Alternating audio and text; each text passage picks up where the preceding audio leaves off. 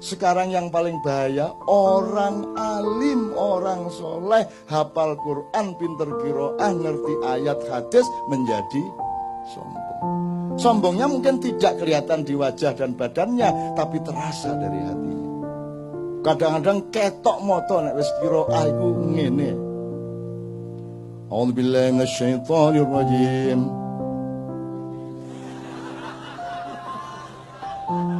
Bismillahirrahmanirrahim.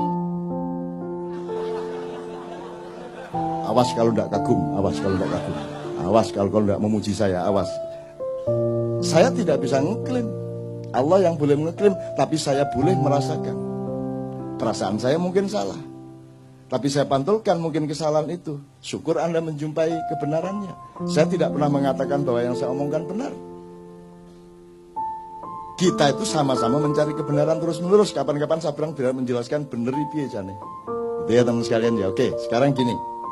Waktunya habis kira. Udah jam 3 pas. Gini.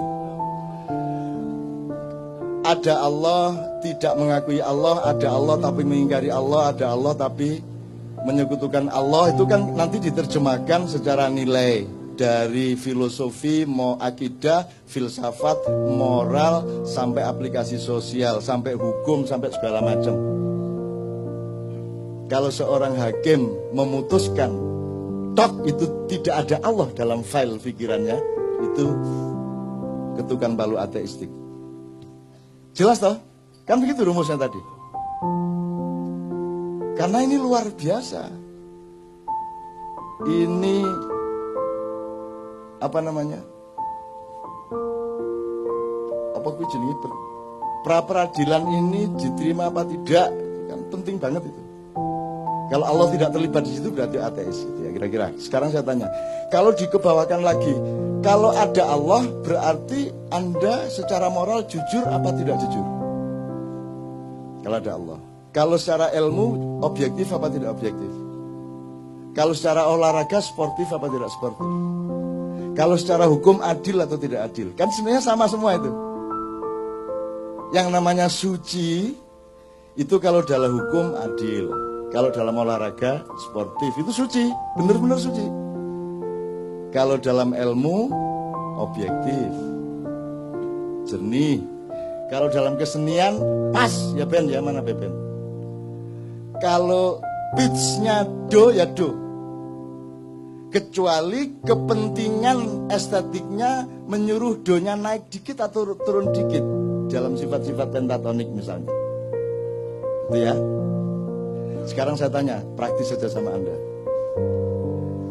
Apakah di sini Anda bisa jujur? Yang bicara tadi jujur apa tidak? Pakai dibatas-batasi enggak?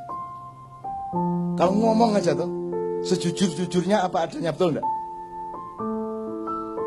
Coba Dadang suruh pidato di masjid, coba. Coba, demi Tuhan saya ateis, jajal ngomong ngunu di Petamburan. Tapi Dadang boleh jujur menjadi dirinya. Dan aku mengerti aslinya dia. Aku tidak percaya kepada kata-katanya. Karena dia sangat lembut dan penuh cinta dan penuh kesolehan perilakunya. Loh, aku tidak percaya sama kata-katanya. Kata-katanya itu untuk menutupi kesuciannya. Dadang, top tedang kamu dang. Mau masuk Facebook ya kira. Dan sekalian ya oke. Insya Allah di sini ya. Dari tadi saya di belakang 2-3 jam di sana. Dan saya lihat ini teman-teman jujur amat ya. Suci mereka ini.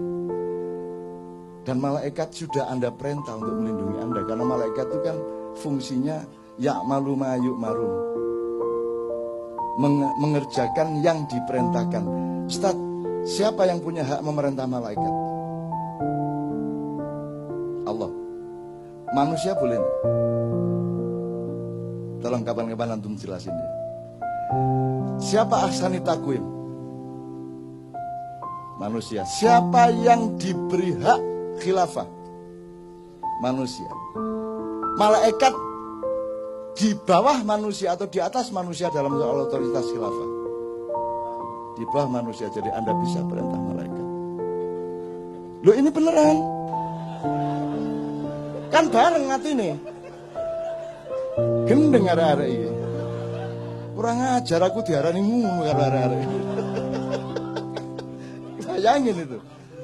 Wah kalau banjir Nuh itu yang mati berjuta-juta orang itu Israel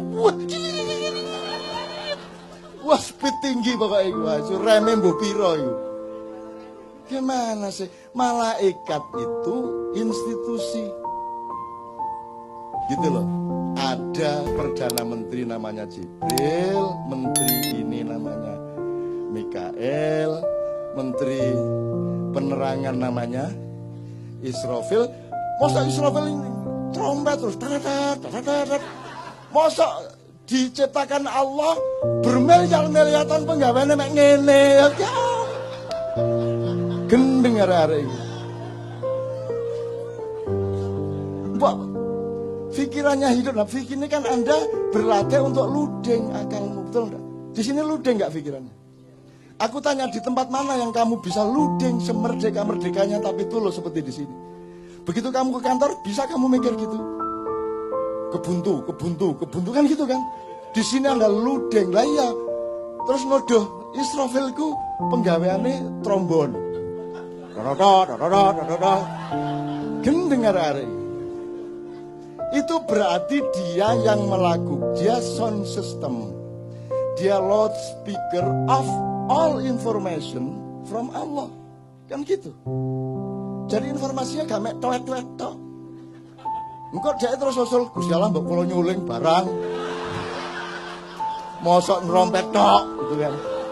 Engko dia nggawe proposal. Wah niku enten gamelan kula nggih tak ngegong ah.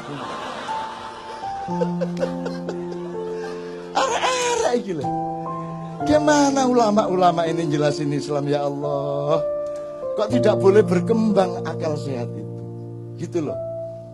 Itu berarti dia yang menjadi duta informasi. Jadi al-khabirnya Allah itu melalui Israfil. Tapi khususan untuk Muhammad surat sakti itu Jibril langsung Perdana Menteri gitu loh.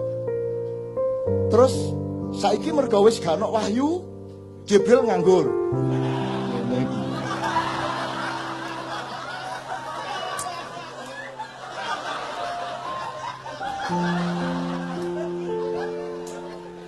Semiliar tahun mulat. Wis gak ono nabi ya. Nunggu saya dikai akal gak digawe gitu. Jadi Jibril memanggil karo awakmu iki. Aku mek diarani pensiun mulat. Terus mari ngono main biliar bola 3 kecetak-cetok ijen. Terus mari ngono aerobik. Arek-arek iki. Ndak. Makanya belajar madza al-wahyu wa ma adraka mal wahyu. Wahyu itu apa dipelajari dong. Kalau ilham itu apa, hidayah itu apa, fadilah itu apa, maunah itu apa, dipelajari gradasinya, strukturnya, perangkat-perangkat dan persyaratannya. Kamu pikir Allah itu membikin terus Allah itu wah ngenteni jek suwe iki Jokowi. Wah jek suwe iki Soeharto. Bagi Allah seluruh kejadian yang kita alami dari Adam sampai kiamat itu cuma des menurut. Kalamhin bil basar. Sekejapan mata, ngene gitu. Jadi kedepnya niki wis kita sudah berlangsung sekian triliun tahun. Itu sama dengan Nabi Sulaiman bikin sayembara, siapa yang bisa bawa istana Bilqis ke sini. Terus Ifrit saya yang akan angkut memindahkan istana Bilqis ke sini. Berapa lama kamu membawa? Kata si Sulaiman alaihissalam. Sebelum baginda berdiri dari singgasana, istana sudah sampai ke depanku. Sulaiman kan menghormati jane wis kesuwen jane gitu, tapi dia nggak ngomong dia. Bisi aku dok kesuwen nun ya. Nggih aku.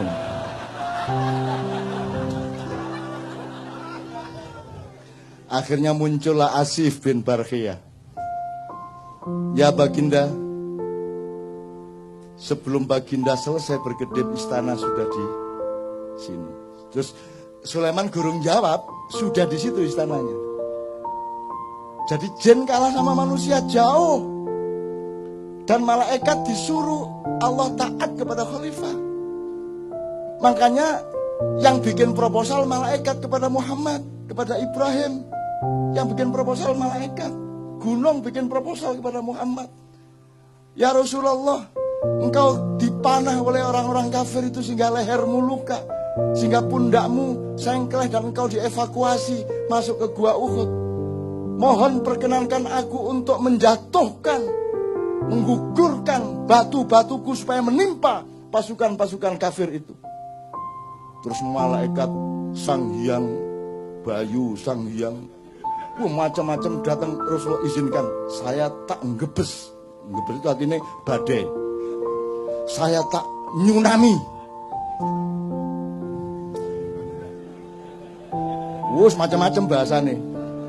Terus rumah sana nek malaikat cara apa? Kamu pikir siapa yang mengajari malaikat ngomong? Tahu benda ini, benda itu. Ustaz, apa ayatnya? Adam diajari Allah, Adam mengajari malaikat. Jadi karena kejadian air yang naik ke darat itu namanya tsunami, ya ada ngomong, kalau tak nyunami nggih Kanjeng Nabi. Wah, aku krungu dhewe rek. Pokoknya menawarkan bikin proposal, mohon izin kepada Muhammad SAW untuk ikut membantu Muhammad menghancurkan orang-orang kafir. Muhammad mengatakan, tolong jangan lakukan.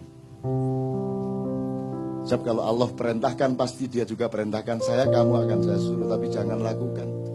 Karena aku sudah terlanjur mendoakan agar yang melukai saya tadi nanti punya cucu menjadi pemimpin Islam. Gitu loh.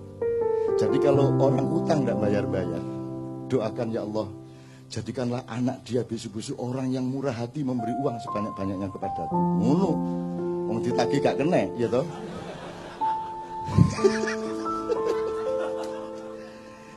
Gembira ya Anda ya. Loh, ini namanya rahmatan lil alamin. Bukan hanya rahmatan lil ad loh.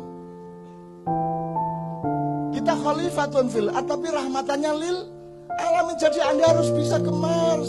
Anda harus naik ke langit-langit. Anda harus ke langit 2, langit 3. Anda menembus dimensi-dimensi. Karena Anda berkewajiban untuk rahmatan lil alamin. Lah ini bumi tok aja kamu gak bisa rahmatan lil alamin. Paten-patenan ya bendino. Soal tato gelut. Ayo tatoan gak oleh wudu. Gitu toh? Gak sah wudumu. Seneng arek-arek. Kok gak sholat? Aku gak iso wudu ya. Disangganya terus sedih, seneng. Wong gara-gara tatoan gak bisa wudu. Akhirnya dia gak pernah sholat kan. Sing salah sing bid'ahno atau sing karena gak sholat akhirnya. Jadi kalau Anda ingin tidak sholat, mulai besok tatoan. Padahal wudhu itu kan bukan urusan kebersihan jasad, tapi kebersihan hidupmu, rohanimu, perilakumu, akhlakmu. Makanya secara simbolik meripatmu dibasuh, karena kamu harus waspada, kamu sering melihat hal-hal yang tidak baik. Begitu juga telingamu, mulutmu, hidungmu, dan seterusnya, kakimu, tanganmu dibasuh karena dia sering melakukan, dibersihkan dari perilaku-perilaku biasa. Kalau yang kentut pantatmu tidak diusap. Masa ana wudu ngene kae. Ngene wudu. Enggak ada. Bal yang kentut siapa? Jadi yang kotor mana? Pantatnya tuh. Nah, jadi ternyata wudu itu bukan urusan kotornya badan. Wong buktinya yang dicuci mukanya. Kalau Anda tidak paham soal ini, lama-lama badanmu bertengkar sendiri. Badanmu, wajahmu begitu diwudu, mau. Aku gak melok ngentut.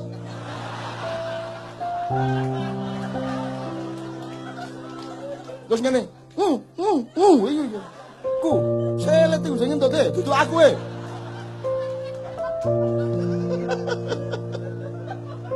Logis ya? Jelas ya? Agama menggembirakan ya? Paling tidak menjadi rahmatan lil alamin pada dirimu, pada keluargamu, wis alhamdulillah. Kalau itu sudah kamu alami setahun 2 tahun, kamu adalah rahmatan lil alamin bagi tetanggamu, bagi semua yang ketemu dengan kamu. Kan begitu. Kalau Anda sudah mendapat cahaya, lama-lama Anda menyatu dengan cahaya, lama-lama Anda menjadi cahaya. Kalau Anda sudah menjadi cahaya, tidak perlu bersinar. Tak terus no gendeng kan. Kalau Anda sudah bersatu dengan Allah, Anda tidak butuh iman. Gendeng tadi. Terus YouTube, MH tidak butuh iman. Wah, wow, titik 2. Dipotong meneh, so buntut. Maksud saya, iman itu kan jalan, jembatan untuk kamu berjumpa. Supaya kamu tidak ragu-ragu terhadap perjumpaan denganku, kata Allah. Maka kamu menyatu dengan Allah. Kalau kamu hidupmu sudah terus-menerus luding Allah dan kamu secara dialektis, kamu tidak butuh iman lagi. Duh, ngarepe ngono iku. Ojo terus MH anti iman. Gendeng arek-arek iki. Saya ditanya wartawan MI, Cak, kalau puasa Mbak Novia memasakkan apa? Kalau buka, terus aku jawab, pokoknya saya itu enggak ingin yang susah-susah. Maksudnya, ya misalnya daging ayam itu kan kudu betot, dicekel apa? Belunge terus wis angel Mas, aku tempe tahu wis gampang, bleng kecapi cepet. Terus besok keluar di koran MI. MH2 saya anti daging. Ya apa? Saya anti daging. Ucapan vegetarian, naruno terusan akhirnya. Saya enggak vegetarian. Saya tidak anti daging. Bayangin kalau saya vegetarian dan saya yakin kepada vegetarianisme, terus semua manusia itu vegetarian, dunia akan hancur. Lah terus PT gak dibeleh. Wedhus ambruk, jalan Tamrin wedhus kabeh. Dek Senayan PT petok. Lah ndak boleh disembelih. Dibunuh ndak boleh, sembelih ndak boleh, terus piye? Wah, akhirnya overpopulasi, kambing, sapi, kerbau, wis sembarang, burung dara semua. Nggak boleh diapa-apain kok. Jadi kalau vegetarian karena keperluan pribadi tidak ada masalah, tapi jangan dijadikan ideologi. Kalau tak laksanakan bener kan ngeluh dhewe kan ndak semua. Bayangno, pewetik iki. Macet-macet itu petok ubur petok. Ya apa. Istana iki sine wedhus. Ngarani bose.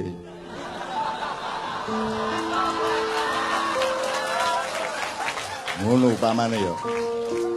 Oke, sekarang saya tanya, iki wis minta waktu nira aku kudu nang ngarep iki. Oke. Anda di sini jujur insyaallah ya. Berarti Anda sama Allah kompatibel, luding dia pada Anda, ya. Sekarang saya tanya, kalau di rumah berapa persen bisa jujur? Di rumah tanggamu sama istri, sama suami, sama anak, berapa persen bisa jujur? Nggak usah kamu jawab, cukup di batin. Begitu kamu ke kantor, berapa persen jujurnya? Kamu kalau jujur di kantormu, hancur apa jaya? Kalau kamu jadi anggota DPR, dibutuhkan kejujuran berapa persen? Mana yang dibutuhkan kejujuran atau kekejaman? Mana yang dibutuhkan kesantunan apa ketegaan hati? Jadi di negara ini, di mana tempat kejujuran? Di mana tempat kesucian? Di mana tempat kemurnian? Di mana tempat objektivitas? Di mana tempat keadilan? Hanya di sini. Pas Jumat kedua tok. Nanti pulang ya nggawa gak jujure dhewe. Ngerti teman sekalian ya? Bisa Anda teruskan negara yang tidak ada tempat untuk kejujuran? Bisa Anda teruskan? Apa yang salah sebenarnya? Ini negara atau bukan? Ini pemerintah atau bukan? Oke, tak singkat ya, itu jawaban dewe. Sampai kapan kamu bisa meneruskan keadaan seperti ini? Gini aja, terakhir. Salah satu parameternya gini. Parameter orang ingkar sama Allah, parameter orang mentiadakan Allah, menganggap Allah tidak ada, itu salah satunya adalah juga tidak mengakui hakikat ciptaan Allah. Misalnya Allah menciptakan batu, kerikil, kerakal, watu, aki enggak sih? Ya. Fosil kayu ta sakar enggak sih? Batu mulia itu apa saja?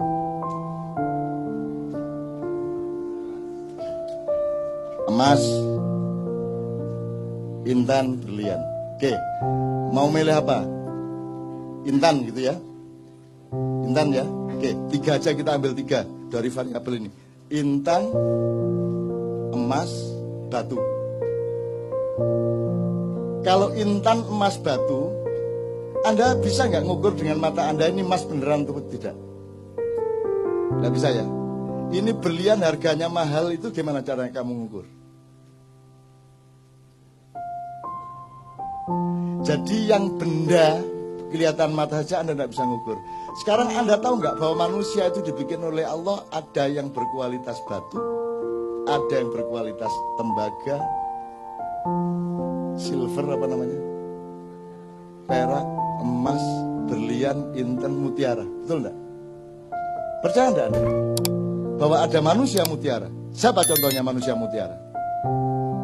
Muhammadun Basyarun laisa kal basyari bal huwa yaqut bainal hajari. Muhammad itu makhluk, tapi dia bukan sembarang makhluk. Dia bukan makhluk biasa. Dia adalah mutiara di tengah batu-batu. Tak persingkat ya Mas ya. Sekarang orang ngerti nggak bedanya manusia batu sama manusia mutiara? Diajarkan nggak di sekolah? Untuk membedakan manusia bermutu dan tidak, diajarkan nggak? Orang sekarang ini, rakyat Indonesia ngerti nggak bedanya manusia batu sama manusia mutiara?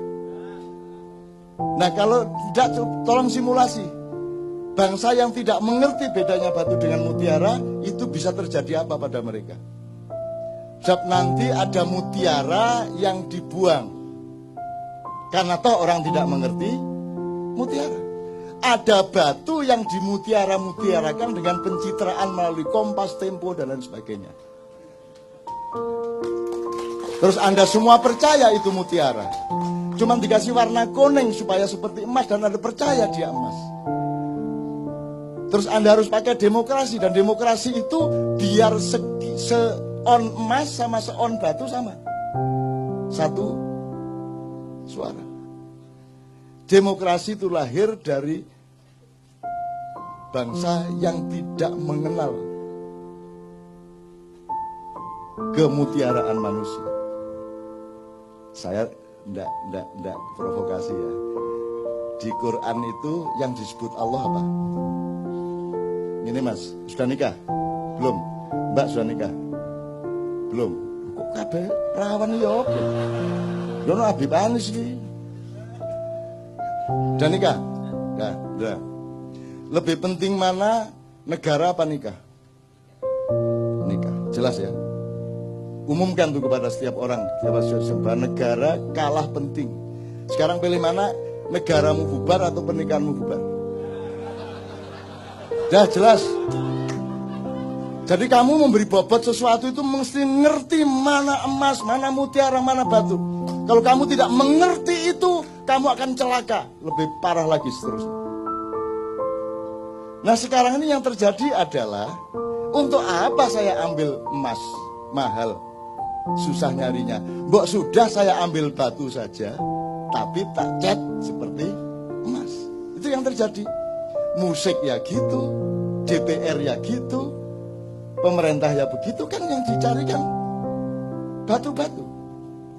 Jadi kalau kamu sekarang oleh Allah diberi karomah sehingga Anda adalah mutiaranya bangsa Indonesia, Anda harus siap untuk sengsara, siap untuk tidak dianggap Karena yang berkuasa dan yang punya duit tidak akan mau membeli Anda karena terlalu mahal harga Anda. Mending ambil batu dianda-andakan, ngerti nggak? Ngerti ya? Oke. Sementara tidak ada orang marah, orang juga nggak ngerti kok bedanya emas sama. Jadi teman-teman di Ma'iyah ini nomor satu adalah tolong belajar kualitas manusia. Tolong mempelajari mana manusia batu, mana manusia mutiara, mana emas. Zaman kalau di Quran hanya disebut ada raja. Dan raja itu yang menentukan sebenarnya Allah, yaitu kalau orang rakyatnya sudah mengetahui, oh itu memang orang mutiara itu.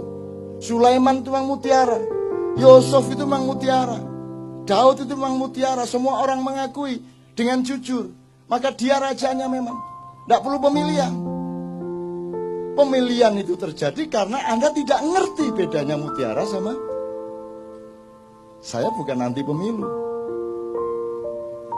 Tapi kalau diterusin memang anti pemilu. Tapi saya tidak mengatakan begitu. Bahwa outputnya seperti itu bukan salah saya. Nah sekarang Anda mau pilih mana? Di Quran tidak ada disebut kecuali kerajaan dan raja. Dan Anda ditipu selama 500 tahun ini. Anda pikir yang di sana itu kerajaan itu bukan kerajaan, itu bukan raja. Raja nggak begitu. Raja punya kualitas, raja punya wibawa. Kalau pakai terminologinya Ronggo Warsito ya, Satrio Pinandito, Sinisian Wahyu. Sinanding Wahyu, enggak apa-apa, Sinisian, Sinanding bodoh sama. Jadi Anda harus bisa melihat. Nah sekarang mutiara-mutiara justru dihancurkan. Apakah dia inovator teknologi? Harus dihancurkan. Apakah dia wartawan kreatif? Dikeluarkan. Karena Anda mutiara. Anda mau jujur, mau jernih, mau berbinar-binar seperti mutiara, Anda dikeluarkan. Yang dibutuhkan batu-batu yang dipoles. Karena sekarang yang nomor satu pencitraan. Yang penting itu bukan kamu itu ayam atau bukan. Yang penting rasamu ayam. Bener gak? Kata Sabrang, jeruk itu hanya dipakai untuk cuci piring. Nah yang diminum orang itu yang rasa jeruk. Gendeng ngomong tadi. Apalagi orang Jawa, ini sedang periode di mana orang Jawa memperhinakan dirinya. Kalau ada sinetron yang paling rendah derajatnya pasti orang Jawa. Kalau pembantu rumah tangga harus orang Jawa. Kalau pelawak yang dibodoh-bodohkan pasti orang Jawa. Bahwa bahasa yang paling jelek adalah yang medok. Sehingga orang Jawa pun kalau di televisi menjawa-jawakan dirinya, bagaimana kamu kok baru datang sudah malam begini? Ya gak ada orang Jawa ngomong ngono rek. Dimedok-medokkan. Jadi dia bikin jeruk tanaman, bikin jambu, bikin opo, ternak lele. Engkok nek wis ada jeruk yang bagus disebut jeruk Bangkok. Pokoknya Jawa itu ngelek dewe. Begitu apik nek gak Bangkok, Bombay, apa meneh, Jumbo, Mandarin kan gitu. Pokoknya yang istimewa, yang mutiara disebut luar negeri. Nah Anda bulan depan harus mulai tahu bahwa Anda ini direkayasa untuk ditutupi, dimusnahkan, dipendem, dihancurkan, disembunyikan dalam waktu yang sangat lama, 500 sampai 700 tahun tergantung cara kita melihat bagaimana. Tetapi ini sudah sampai hampir ujungnya. Dan kita akan menemukan zaman yang baru sesudah itu. Insya Allah tidak lama lagi. Yang sehat badanmu, yang sehat, doakan saya juga sehat. Ini sudah berakhir, akan berakhir. Tapi kita masih akan lucu gak karu-karuan beberapa tahun ke depan ini. Terus lucu sampai jangan guyu. Itu ya teman-teman sekalian ya. Pokoknya mutiara dan batu ya, tolong diingat. Itu aja kira-kira saya kira saya harus segera ke airport. Saya mohon tidak bersalaman malam hari ini karena engkau sudah rohani ya. Kalau engkau masih membutuhkan tangan, jasad, dan materialku, engkau rendah. Tapi karena engkau dan aku sudah mengalami pertemuan rohani yang agung, maka tidak perlu bersalaman secara langsung. Itu caranya mergo kati kepingin cepet-cepet. Loh ya kan gitu, orang hidup kan mesra ya kalau begitu kan. Ya kan berarti aku sudah menyalamimu ini sekarang. Tuh ya. Tak doain semua Anda di sini akan oleh Allah dibuka seperti Rasulullah dibuka oleh Jibril dada dan kepalanya. Hidupmu akan semakin terbuka. Kapan Anda butuh, Anda dapat dari Allah. Kapan Anda ada kesulitan, langsung Anda ketemu kemudahannya. Amin ya rabbal alamin. Saya mohon kita semua berdiri, Ustaz, mohon didoakan. Untuk teman-teman yang beragama secara formal bukan muslim, Anda tolong jangan cemas dengan doa secara Islam ini, karena Islam itu rahmatan lil alamin. Jadi Anda dilindungi oleh orang Islam sepanjang Anda berbuat baik dan tidak curang kepada siapapun. Fadhil, Ustaz.